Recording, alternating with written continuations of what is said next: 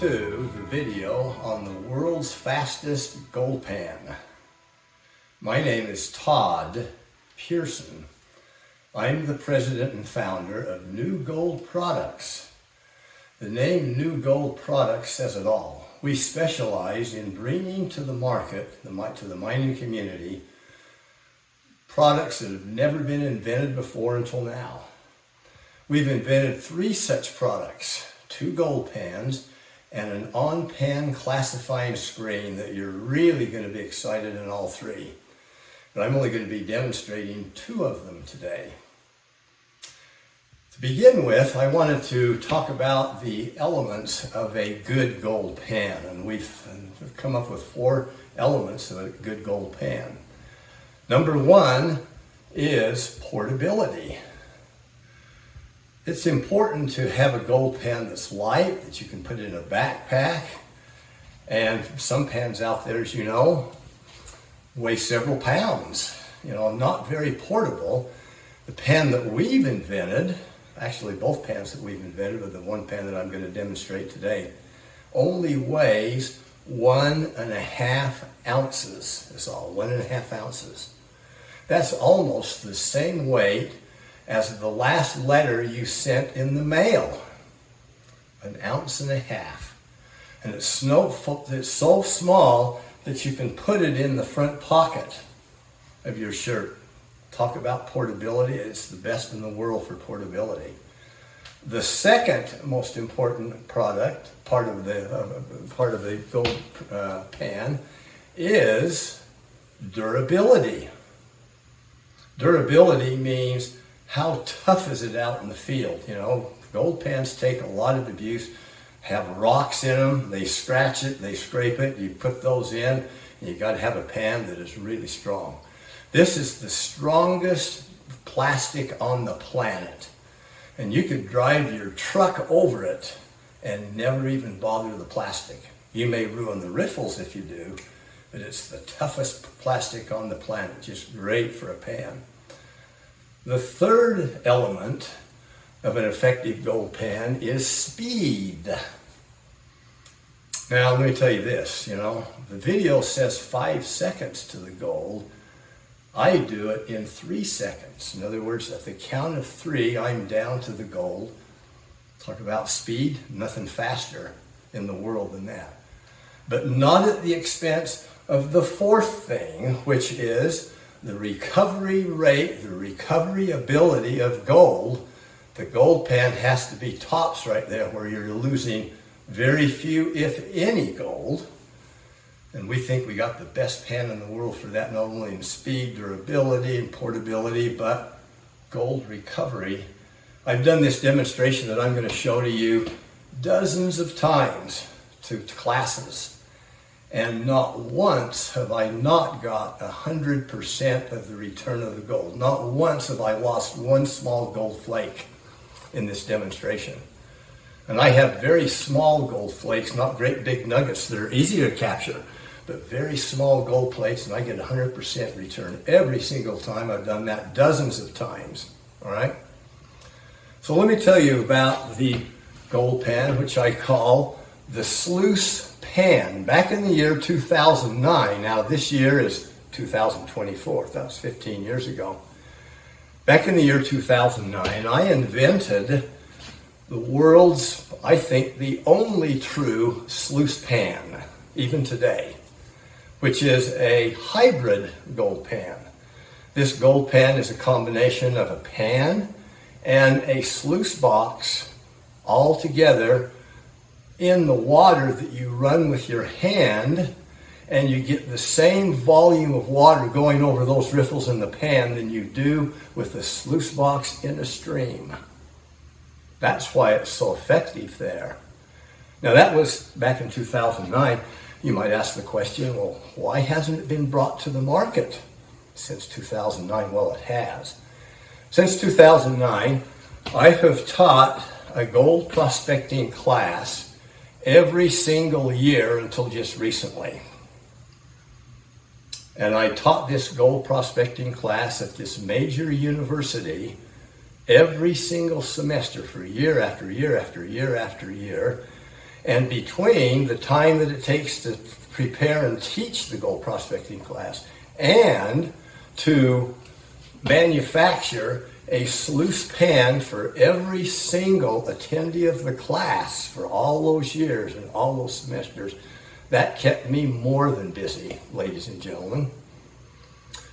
Well, since then, I've retired from the university position, and I want to offer this outstanding product to the mining community. I just wanted to kind of mention the pan and the class together was so successful at this major university year after year that it became the best all-time attended and sought-after community ed class that the university had ever publicized all those years. And so it was that productive, and the pan and the class together, they had people just talking about that.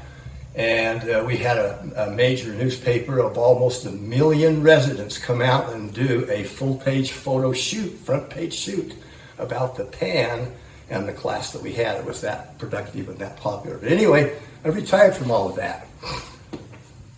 So the pan that I'm going to introduce to you in just a few minutes, it takes me 3 seconds to get to the gold with a full level of concentrates in the pan.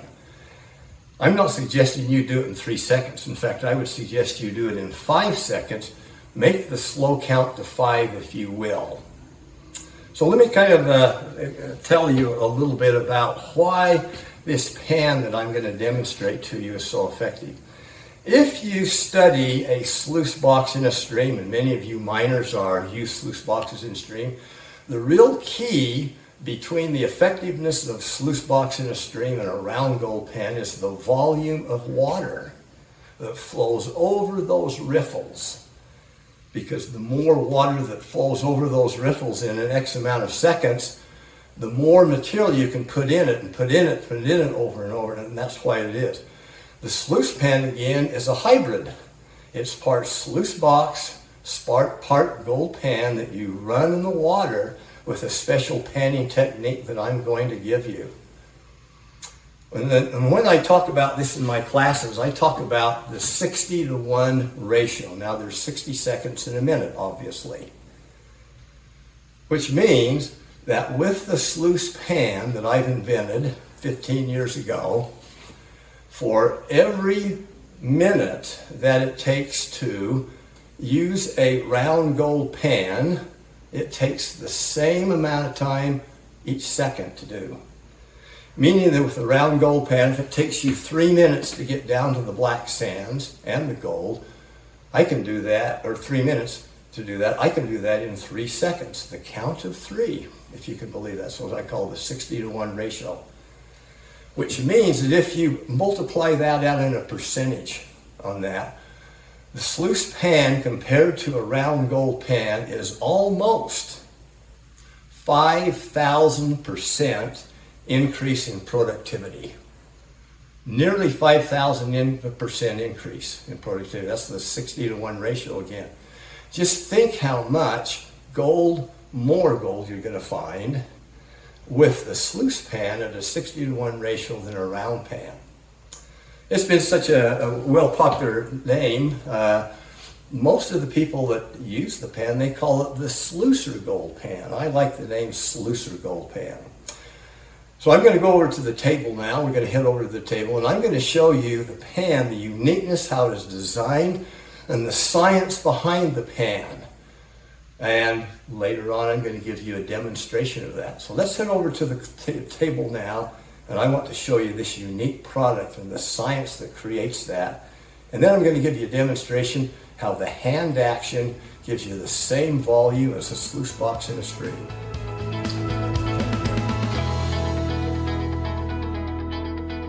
This is the invention that I made back in 2009, the Sluice Gold Pan, or the Sluicer Gold Pan that's been commonly known by others. It really doesn't look like a gold pan, does it? One prospector said this. He says, this looks like a gold catching device that some alien from outer space dropped on Earth. Well, that may be true, but it sure does work. So I want to kind of show you this unique product here and I first want to start with the color, if I can, the color of this, all right? Notice how transparent the color is. Notice the white tablecloth underneath that, okay? Can you see how transparent it is? I'm going to put my hand underneath there. Notice, can you see how my hand's wiggling like that? Okay, notice that that's a good feature. The color is solar gray. Solar gray. Now that's a little different color than blue and green like most pans are. But the solar gray color really separates in your eyes when you look at it black sands from the gold very easily. I can see 200 mesh gold on the Sluice pan even without my reading glasses on. And yet I can see the black sands very easily, and that's what you want in a gold pan on that. Solar gray, transparent like that. I think is a unique color. I like it much better than green or blue. I think you will too. So I want to kind of show you the science behind the pan. And so the product looks like it's not a pan, but it really is once I kind of show you what that is, all right? This shows part of the flare of a sluice box right here. This is what I call the handle of the pan. When you do the panning, you're going to grip it with a handle. But it simulates the flare of a sluice box in a stream. And of course, you know the flare, you put all the material in it and it dumps in to the very first riffle. And this, ladies and gentlemen, that you see right there, I call it a trough, but it becomes the first riffle of the sluice pan. So I'm taking I'm simulating holding part of a sluice box, the flare and the first riffle. And that's all that you need to make the pan work. A lot of people may think, well, you know, how much material can I put on this pan? You can put almost what you would put in a 14-inch round gold pan on this, and I'm going to kind of show you how that is to be done later on that. Now there's two sets of riffles in here. If you look here at the trough, there's two sets of riffles that I want to show you here. Primary riffles and secondary riffles, okay? What I'm going to do is if you look here, you can see the silhouette of the edge of the pan. Can you see how the riffle is here? The right riffle, or the left riffle, and the right riffle running down the pan. Notice that the real secret of success with the pan is that the riffle is set at a 45-degree angle on both sides. And if you notice that right there, can you see the 45-degree angle, the silhouette there, left and right? And that is the key that makes the pan work. And so what happens is when you are sluice panning, and I'm going to show you right here, I'm going to pantomize the pan going back and forth into the water. When you move it forward in the water flow comes back this way and pushes the material, the lighter material, up this 45-degree slope and out of the pan. When you come back sluice panning, the water pushes it from the front, out the front of the pan, also on the 45-degree angle. And that's why you can do it in 3 to 5 seconds. Because you got that 45-degree angle. If it was flat, that wouldn't work, you know. If it was straight vertical, then you wouldn't remove material. The 45-degree angle is the real science, the real secret behind removing the light material quickly. All right? Just like a sluice box, the water volume is the same. Doing it by hand as it is the stream sluice box with water going over it continually. There's another secret that makes you get the gold. You capture 100% of the gold. Notice here, I'm going to show you that each of the primary riffles right here has a strip that is a very rough strip. And when you go this way and that way, what happens is that the light material goes over, but the gold stays in the bottom of the pan because of this really tough strip here that's rough. And I kind of liken it to you going uphill in your ATV or your truck, and going uphill is easy when there's no rocks, there's no potholes. You can easily go that way. But when there's rocks and potholes, you don't even want to go up the hill in your vehicle.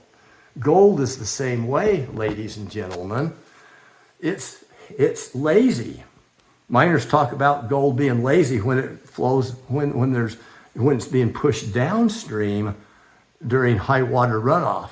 This is the same concept here, but in the riffles here, when you go this way and that way, back and forth a time or two on that, the light material is moved. The gold doesn't go up and over the pan because of these heavy strips here that are really rough. And when and so the gold is like when you're going uphill trying to traverse a road that has just lots of obstacles in the way. You don't want to do it. Gold doesn't want to do it either. It's the same way. So because that's the real science behind this pan, the 45-degree angle and the grits here that keep the gold from going out of the pan. That's why you get 100% of the gold staying here, eliminating all of the stuff here. Now, when you do the panning, you want to have the handle closest to you right there, because you're going to be kind of holding the handle here. You're going to go in like this in the water. You don't want to have the handle away from you, all right? You want to have the handle towards you on that. Now I'm going to talk about introduce to you the secondary set of riffles. Notice these small riffles here in the bottom right here. This has a dual purpose here, the secondary riffle. What happens when you pan in 3 to 5 seconds like this and get rid of everything but the black sands and the gold, which we call the heavies, as you know. Now you want to be able to find the gold that is sitting underneath the black sands. You might be able to see gold here. Depends on how many black sands you keep. You know, if you keep going like this, you'll eliminate all the black sands and all of the gold. Do you want to keep all the black sands in the bottom or part of the black sands? Every miner's different on that. But once you reach the 5-second mark and you're down to the black sands and the gold, this is what that you will do now. You might see gold here. You might see it, might not. They may be below the black sands where the gold should be, because it's the heaviest of all. Look at this side right here, the left side. I'm going to show that to be the front end of a sluice box in a stream. Okay, so let's look at this right here, the side here. This becomes the front end of the sluice box. This becomes the end of the sluice box. And you can see all those riffles there that catches gold. Not unlike what you find in a stream sluice box. So this becomes the front of it. And so what you're going to do now, once you get down to the black sands and gold, you're going to take your 2 fingers here and you're going to push the gold and the black sands all the way to the front of this new sluice box. So you push it all the way in and you put it in kind of a little pile right here. And this is what you're going to do next to really make these secondary riffles work.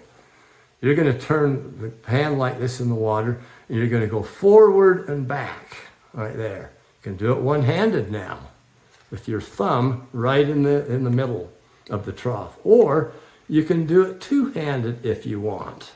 Or one-handed holding the handle if you want. It's entirely up to you. But what happens is When you have all of the material right here, the heavies, you know, the black sands and the gold right here, when you do it one-handed for about 10 seconds or less, the black sands will move down the trough, down the sluice box, and out like that, and it will leave the gold in a pile right here. And when I do the demonstration, you'll see that the gold is in a pile right here. The black sands are moving down. Now, there's another reason why these riffles work, okay? Most miners don't like to work with really small flour gold. You know, this isn't a video on flour gold demonstration, but this pan really captures fine flour gold, the best pan that I've ever seen out there. These riffles, ladies and gentlemen, are only 1/32 of an inch high. 1/32 of an inch. That's almost flat. When you have the black sands going out of the pan like this, all right, when you're finding that pile of gold, the coarse gold right here, you will see the fine gold being caught on the riffles as the black sands are going out of the gold. And that fine gold will stay in about 8 inches, the first 6 to 8 inches of the pan. It won't go beyond that. These riffles will capture the fine flour gold here. And what happens is, just like in a sluice box in a stream, you can see the back end. Can you see the back end of each of those riffles right there? That's where the fine flour gold is caught, on the back end of each of those riffles, because there's a tiny, tiny crevice for that flour gold to get in there that will stay there and will not be washed out of the pan with the black sands that are exiting out of the pan. I've sometimes seen 10 to 20 colors behind one single riffle. 10 to 20 colors of micron and fine flour gold, and you'll just take your snuffer bottle and just suck that right up real easy if you want to do that. Again, this is not a demonstration on fine gold recovery, because most of you aren't really interested in that. What about cleanup? Boy, I'll tell you, say at the end of the day, you've run the sluice box all day. You've got that quart or one little bit of black sands that you now want to clean up. Boy, this is the pan for that there. It'll do what a blue bowl will do, and will do what a shaker table will do in final cleanup. Of course, the shaker table's much bigger, but this will do a really good job if you clean up, putting in maybe a teaspoon or a tablespoon of black sands at a time on that. You'll be able to see that fine gold over there. I've sometimes, in my area here, we call ourselves the fine gold capital of the world, I've sometimes gone down to the river and I've put one unclassified teaspoon of sands, because a lot of that fine gold is right up to the on top. It floats down the river. You don't even need to dig for it. Don't need to classify it. It's right on top, right there in the sand. And I found in 1 teaspoon of sands, right river sands, when I've cleaned that out, I've sometimes counted 30 to 50 colors in just 1 single teaspoon of sand that's unclassified. That's how effective that is for fine gold.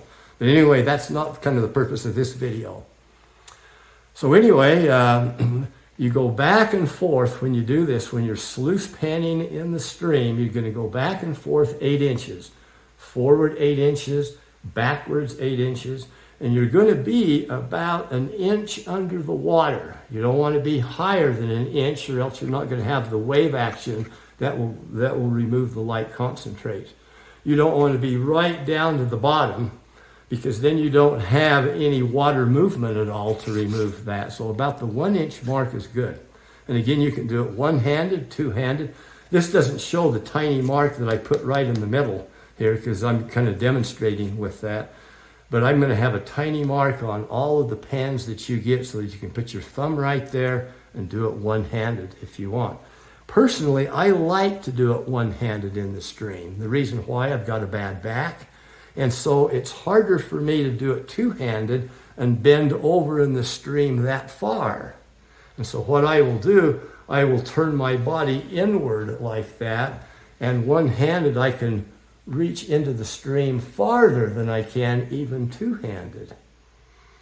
To make it work one-handed is, because these ends are open here, once you fill this trough full of concentrates, you will move the concentrates in about 3 inches on each end so that you don't risk losing gold.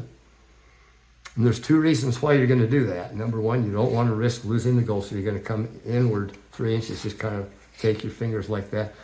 And also, it balances the pan better when you have most of the weight closer to your one hand. You're going to have as much weight here as here on that. That's why I like to do it one-handed, you know. But most people like to do it two-handed. When I do a demonstration here in a minute or so, I'm going to do it two-handed on that.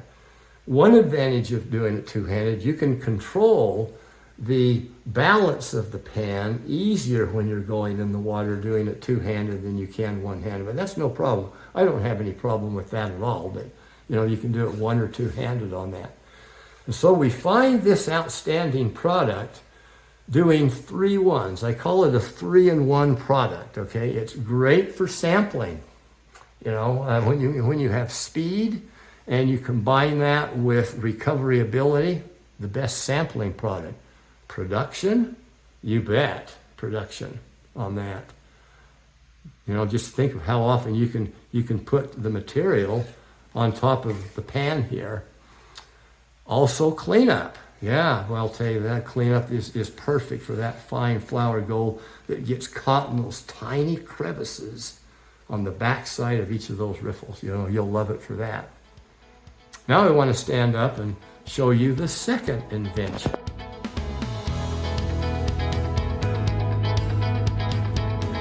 Now that I've kind of shown you the first product that we've invented, the Sluice Pan, or known as the Sluicer Gold Pan, I want to introduce to you the second invention that we've made almost at the same time.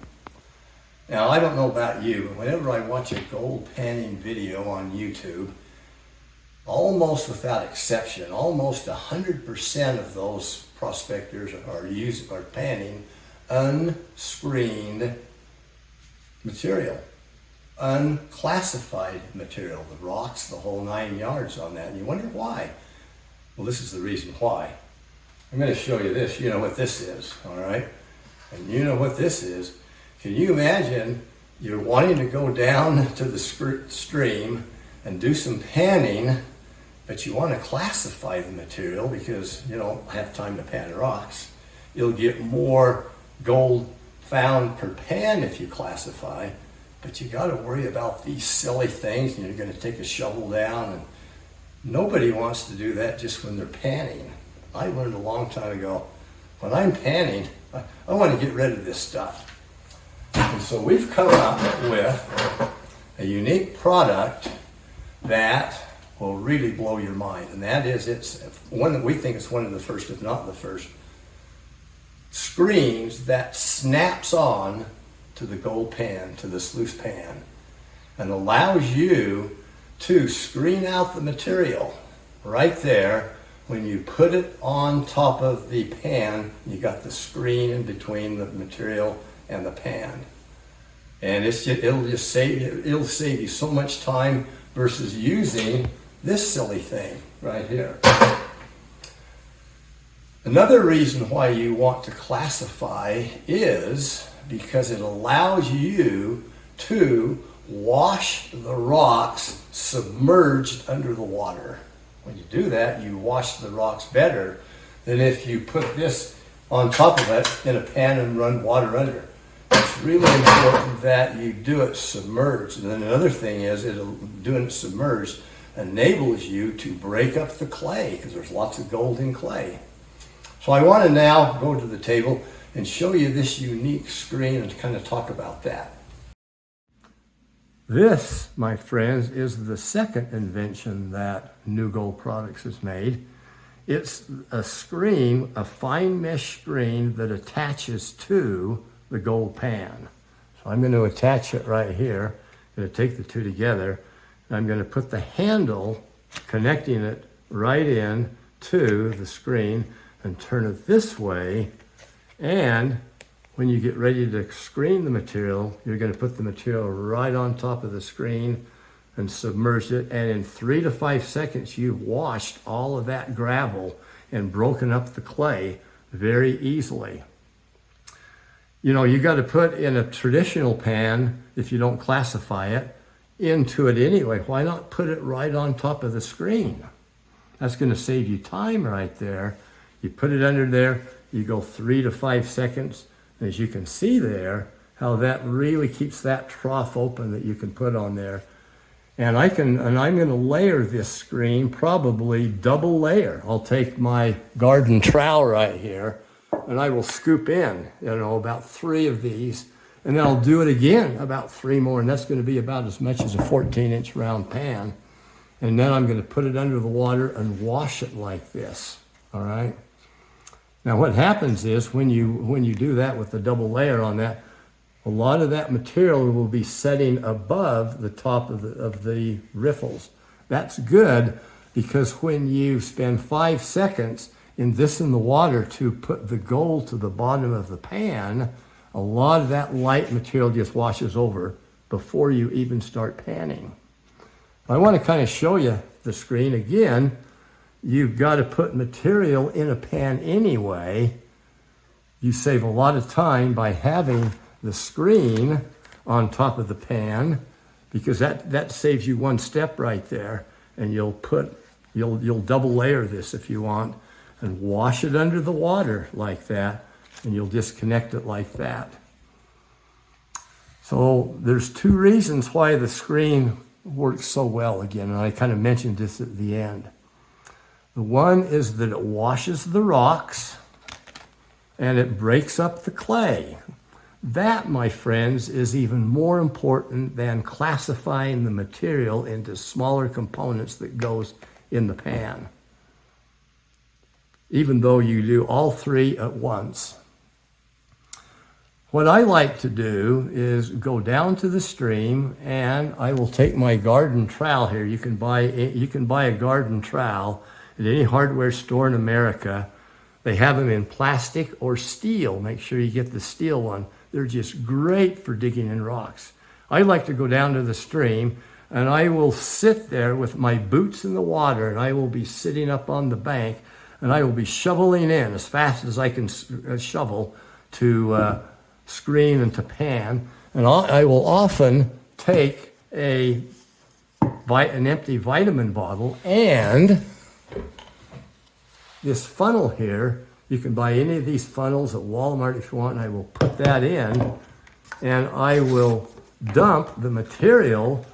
Once I get done panning down to the black sands, I will dump it in like this and like that. That's what I love to do. Now, oftentimes the material that you're going to be panning is behind you up on the bank, so you're going to need that 5-gallon bucket to shovel that in, but you're going to scoop it out into the screen that's attached to the pan like this. And so that's what I like to do, and that solves the classifying problem. You can do many things at once very quickly there. You'll find that if you classify material, you will find more gold per pan than you will if you don't have classified material. And why not do that when it's all done very quickly in one step right here? And it's very portable here. So I want to stand up now and do a demonstration that you've all been waiting for about getting the gold and seeing 100% of the gold captured. Now I'm going to do this demonstration in a tub of water rather than down at the stream. You may wonder, why aren't we down to the stream? Because most gold panning videos show them down to the stream. Well, the reason is because when you pan for gold down at the stream, it is deceptive. Let me repeat that again. It's deceptive. you don't know how much gold you're losing when you're panning down to the stream. Every gold pan in the world will capture gold, but the real secret is how much gold is being lost. Well, that's why I'm doing it here in a home setting on the counter in a tub of water here, is because I want to make sure that there's no gold at all when I do the demonstration. And that's really important because that shows you how effective a gold pan really is. And so that's why I'm not down to the stream.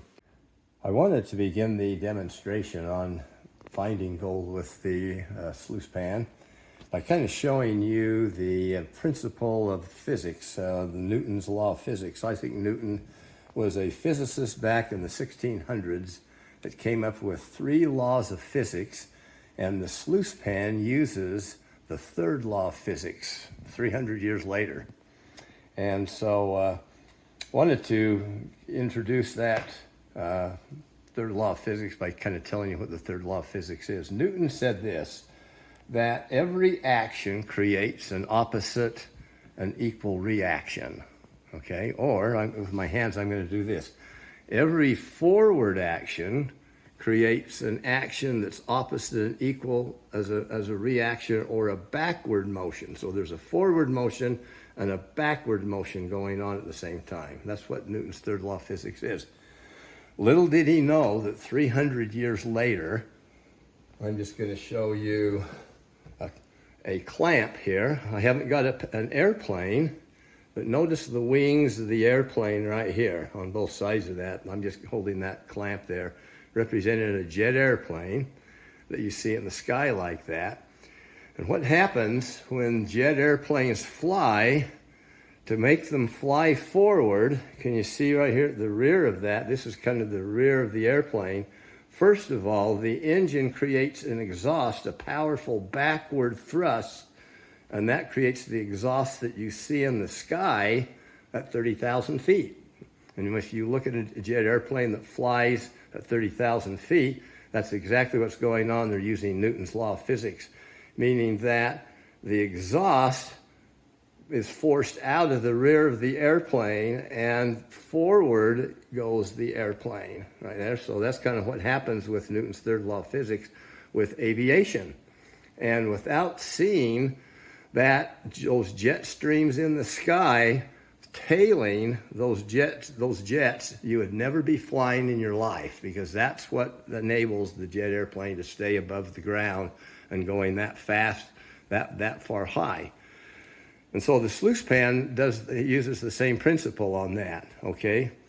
Is that for every motion forward with the pan, it creates an opposite backwards motion with the pan, and that's what cleans the riffles out of the concentrates that are on the riffles very fast. Is when you push the pan forward, there is a flow of water that goes backwards, just like the jet airplane. Because forward creates the opposite reaction. Of course, the jet airplane, it starts backwards and then puts it forward on that. And so I want to kind of show you how that works. And this is what I show my class on that. I kind of subtitled the class on gold prospecting, Sluice Panning 101. And it's just amazing how we use Newton's law of physics going forward and backward to clean those riffles in 3 to 5 seconds. Without losing any gold, that I will tell you how not to lose one bit of gold in just a few minutes. But I kind of wanted to show you this backward and forward motion. What I'm going to do when I go forward, I'm doing this very slow, okay? And then I'm going to go back like this and forward and back on that. Now I'm going to be about an inch under the water. I don't want to get deeper than that because I will not create a backward flow of water. I will not create a wave action if I'm underneath the water too far.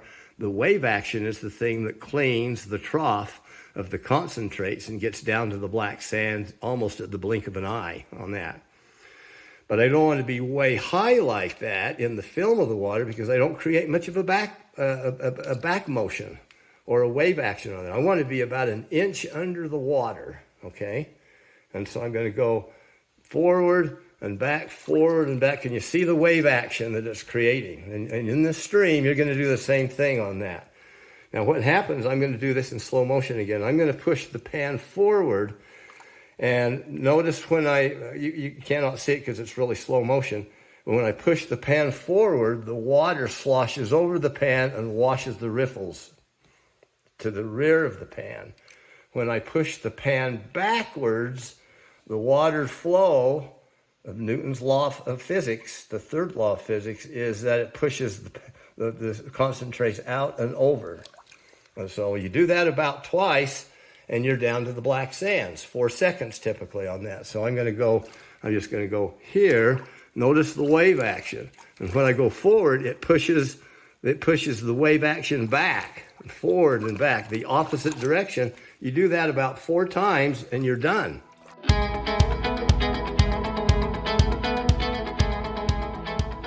You might be wondering if there are any drawbacks at all to using the sluice pan, and the only one drawback that could possibly be is it's so fast that you would lose gold, that it would increase the risk factor of losing gold. Well, I want to put that fear to rest because that will not happen on that. There's 2 steps that you will take when you're panning to ensure that that fear will not be realized. That you won't lose any gold. Okay, the first one is you want to be able to put the material on the screen in the pan, and once it's screened out here, you will want to put the pan under the water for about 5 seconds to stratify the material. You'll send the heavies down to the bottom and the light stuff to the top. You want to make sure that you do that for at least 5 seconds. If the gold is not down to the very bottom, mixed in with the black sands, what will happen is that, and it's higher than the black sands level because you haven't stratified that well enough. What will happen is the wave action, as strong as it is, will wash out that gold. So make sure that you do that 5 seconds of stratifying, go side to side, front and back like that, all right? And so when I do the demonstration, I'm going to take longer than that because I've got bone dry material, very concentrated material, and I'm going to have very small gold right on top. So I'm going to take a little longer to stratify that, but at least spend 5 seconds doing that stream side. The next one is what I call using the 4-second rule, all right? Because the pan is really fast. You could be sluicing, and without you knowing it, you'll clean the whole trough off, okay? Use the 4-second rule, which means you'll go 1 stroke back, forward, and back in 4 seconds. So count that again. 1, 2, 3, 4, and you'll stop. And you'll survey the scene and see what's in the bottom there. You'll see by that time probably black sands and some gold possibly there, but mostly black sands, and that's exactly what you want to see after 4 seconds. So 4 strokes in 4 seconds is called the 4-second rule. If you'll do that, I can assure you, you will not lose gold because you want to get right down to the black sands and stops, and typically that takes about 4 strokes in 4 seconds to do that. Now, what do you do with the black sands? Everybody has their own theory of what they do with black sands. Do they want to keep all the black sands? Do they want to take a few black sands home or have no black sands on that? What I like to do is take some black sands home. Oftentimes I will be collecting as few black sands as possible, but some with every pan. And so I will take it home, dry it out, and I will use my dry pan that I'm going to be talking about at the end of the video to really effectively dry pan the material out, even with the tiniest gold, no mess at all dry on that. That's what I do, but everybody has a little different thing with what they do with black sands. Now, what happens when you're at a stream and there are layers and layers of black sand in your pan? You don't want to spend all day getting rid of that. And so what I do when I find streams like that and I want to get rid of those layers of black sand, when I make sure that the gold is down to the very bottom of the pan, okay, touching the plastic, and there's layers and layers of black sand on top of it, I will use what I call the 8 strokes in 4 seconds, meaning that I will go a stroke back and a stroke forward and a stroke back in 1 second, and do that. And so you're going to have 8 strokes total. So let me just kind of show you when you have loads and loads of black sand to work with, especially if you're home and you have a lot of black sand to work with.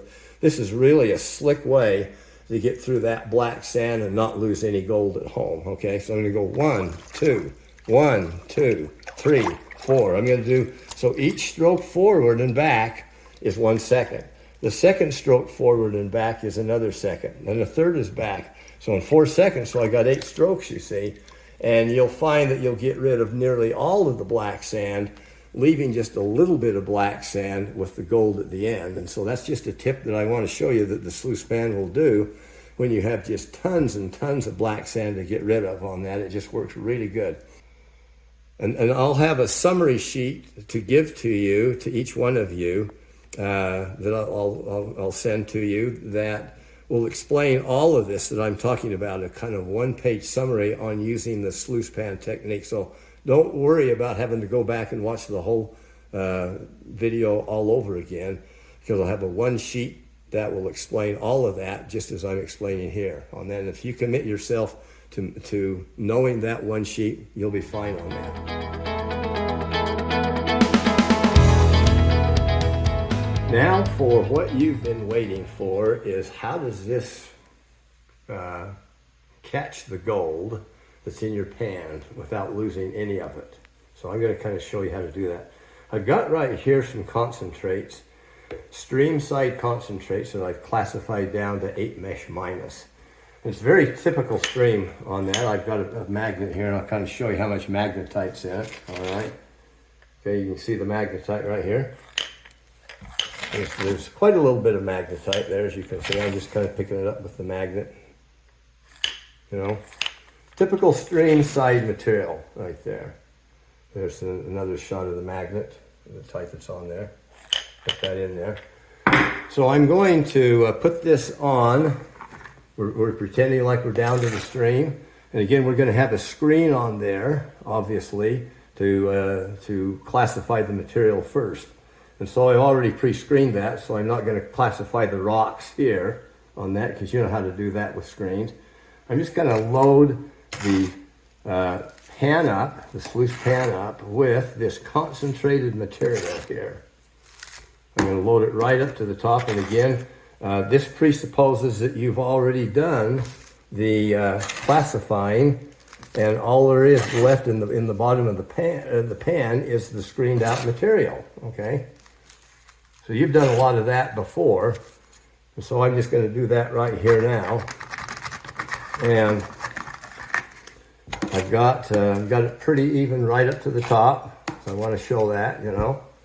And so I've got over here 4 tiny pieces of gold, if you might can see it. But I'm gonna put a piece right on the end, one towards the middle, another one towards the other side of center, and one right at the end. Okay, can you see that? Can you see the 4 pieces of gold right here that I've got here? One here, one there. There's one here getting under the sand a little bit, and another one right there. Okay, there's 4 of them there. We're going to see if I can get 100% of the gold return like I always do when I demonstrate this.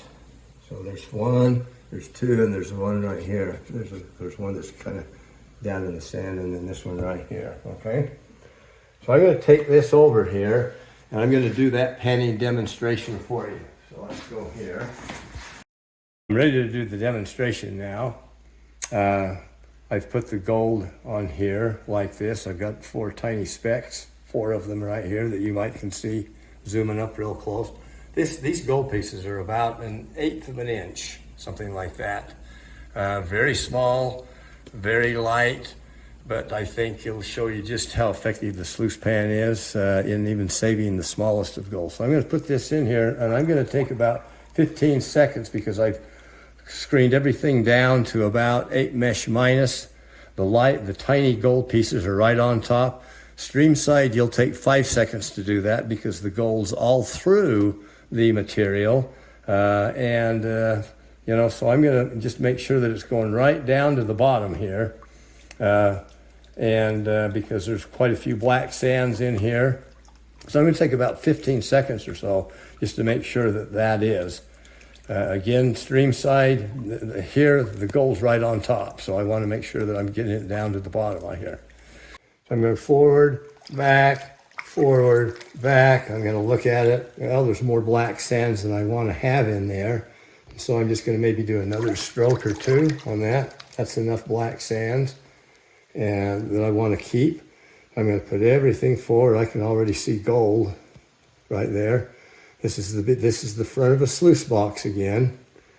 And I'm just going to kind of shake it down to the bottom, and there should be a pile of 4 tiny flakes of gold right here.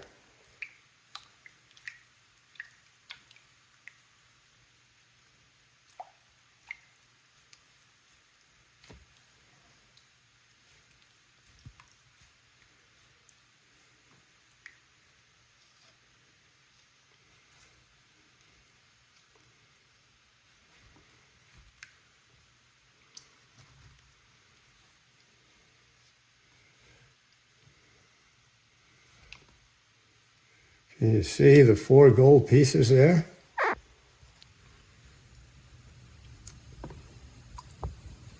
There's the 4 gold pieces. There's a piece of lead in there. I guess I had that in my concentrates I didn't know about. So there's your 4 gold pieces right there. There's another piece of lead. I didn't clean out the concentrates with lead. What I want to show you next is how you become a successful sluice panner, all right? I have 5 small pieces of lead here. Now, lead is about not quite half the weight of gold. And when you are practicing at the stream or at home, I want you to use lead pieces that approximate the size of the gold that is in the stream that you're at. And we're talking about maybe the smallest picker size gold, the smallest coarse gold. Or I don't know, maybe you have lots of big nuggets in the stream. I don't know on that, but it approximates the same size of the gold you're after that is in the stream. Not the real flour gold, but bigger pieces of gold that you're really after. I've got 5 pieces here, and notice that 5 times 20 is 100%. So each one of those represents 20%. And when you're practicing panning to get really good at sluice panning, I recommend that you use lead to do that. Because if you can find 80 to 100% of the lead, you're going to find 100% of the gold because it's that much heavier. So these small lead flakes, if you will, approximate the size of gold that you'll find in a lot of your streams there. Each one of them representing 20%. Now, I average 90%. So I'm going to put these right here side by side. And notice that if I were to get 80% of the gold, I would get, or 80% of the lead, I would lose 1 out of the 5 in practice. Okay, so I'm going to take 1 away over here, 1 out of the 5, 4 out of the 5 equals 80%. When I practice in the stream or at home, either way, using the sluice pan, I average 90%, which means that half of the time I will get 80% of the gold, half of the time, or 80% of the lead, half of the time I will get 100% of the lead. That equals 90% there. And you really need to use that to get really good, because sluice panning is going to teach you, or using lead in practice, even down at the stream, is going to teach you really how to pan well.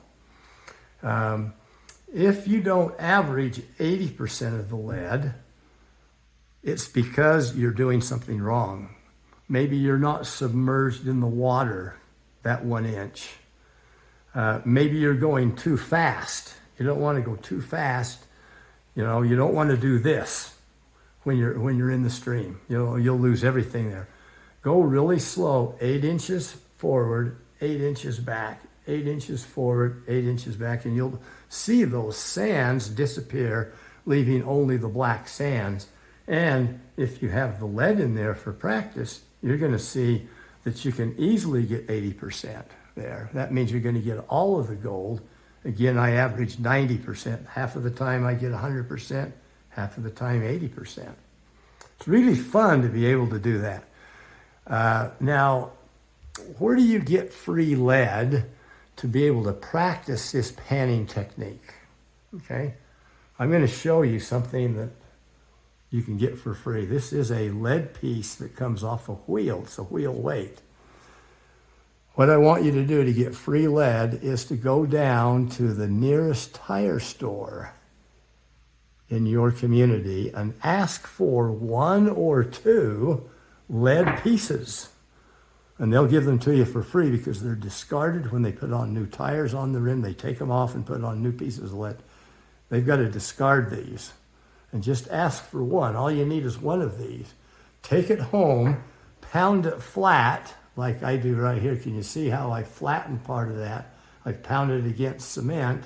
And then take your scissors and cut small pieces of lead off, which are these 5 pieces right here. And you can cut off hundreds of these, in 1 piece of a lead weight right here. So go down to the nearest tire store. They'll be happy to give 1 or 2 pieces to you.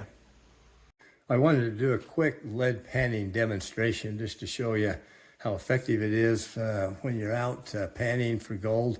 Put in lead just to see what you get in there. I've already washed the lead right down to the bottom, so don't want to bore you with seeing that. It's all right down to the bottom. I'm ready now to do the panning. We'll see how much lead we get. So there's a lot of black sands in there, so I'm just going to do that another shot like that. And there's still more black sands that I want, so I'm just going to do another one, okay? And now I'm going to want to save some black sand, so I'm going to take my fingers and I'm going to put them right up here, and we'll see how the lead looks like, okay? So I'm just going to sluice that forward like this. And we'll see a pile of lead right there. Can you see that lead right there in a pile? Well, the black sands are moving forward. There we go with the lead. Okay.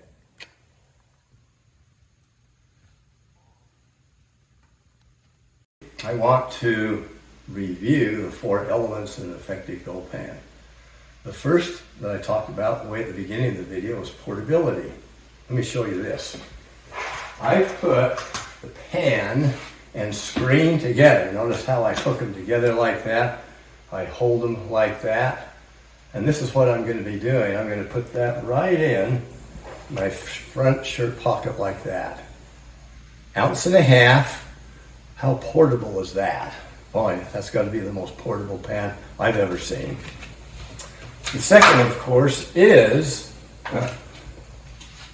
durability. You could run over this with your truck. Oh, you might use it on the riffles probably, but boy, I'll tell you, that plastic, look at that, how it bends, goes right there. Boy, nothing better than that. Third, speed. I can do it in the count of 3. Do it at the count of 5 if you could, all right? So what do you get with the order? You get the pan and the screen together. And I kind of look at the pan and the screen like a marriage. Each product does something different that the other product doesn't do. But coupled together, they make the gold pan really effective. Also, you can do it one-handed or two-handed, right from the start, right from the finish. I don't know of too many gold pans that you can start right from the beginning with one pan. One hand, that is. And again, remember a near 5,000% increase in productivity. Remember the 60-to-1 ratio, the water volume ratio on that.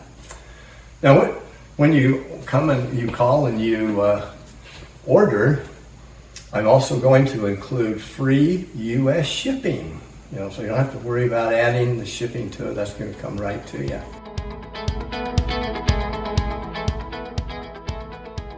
So far, I have alluded to the third invention.